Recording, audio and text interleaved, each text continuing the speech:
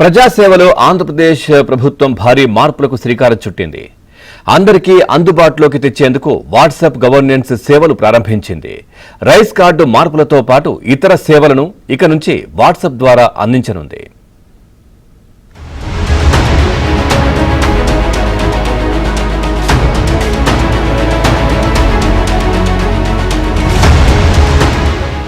టెక్నాలజీని అందిపుచ్చుకోవడంలో ఏపీ ప్రభుత్వం దూసుకుపోతోంది.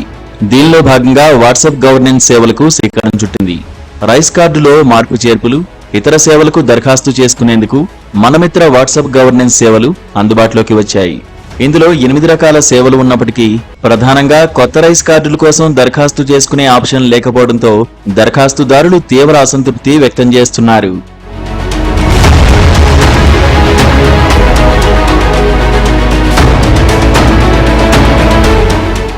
మొబైల్ ఫోన్లో మనమిత్ర వాట్సాప్ చాట్లోకి వెళ్లి హాయ్ అని టైప్ చేస్తే సేవను ఎంచుకోండి అని వస్తుంది.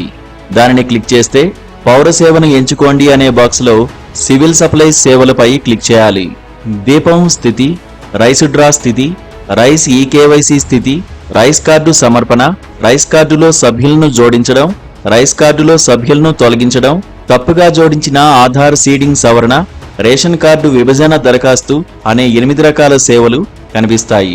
వీటిలో మీకు అవసరమైన సేవను ఎంపిక చేసుకుని వివరాలను పూరించి వాట్సాప్ ద్వారానే దరఖాస్తు చేసుకోవచ్చు.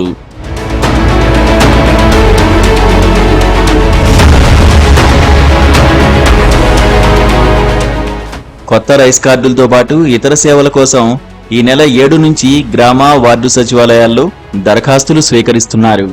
అయితే భారీ సంఖ్యలో దరఖాస్తులు వచ్చి పడుతుండటంతో ఒత్తిడి పెరిగి సర్వర్లు డౌన్ అయిపోవడం, ఇతర సాంకేతిక సమస్యలతో వాటిని ఆన్లైన్ చేయడంలో తీవ్రమైన జాప్యం జరుగుతోంది.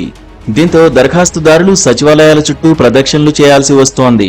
ఈ నేపథ్యంలో ఆన్లైన్లో రైస్ కార్డు దరఖాస్తులు సమర్పించడానికి వీలుగా మనమిత్ర వాట్సాప్ గవర్నెన్స్ సేవలను ఈ నెల 15 నుంచే అందుబాటులోకి తెస్తామని ప్రభుత్వం ప్రకటించింది.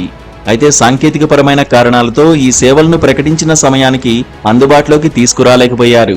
ఎట్టకేలకు నిన్నటి నుంచి వాట్సాప్ గవర్నెన్స్ సేవలు అందుబాటులోకి తీసుకురావడం ద్వారా దరఖాస్తుదారులకు కొంత వెసులుబాటు కల్పించారు. అయితే ఇందులో కొత్త రైస్ కార్డుల కోసం దరఖాస్తు చేసుకునే అవకాశం లేకపోవడంతో ఇలాంటి వారంతా తప్పనిసరిగా సచివాలయాలకు వెళ్లాల్సిందే. కాగా ఈ నెల 7 నుంచి 24 వరకు మొత్తం 7,21,827 దరఖాస్తులు వచ్చాయి.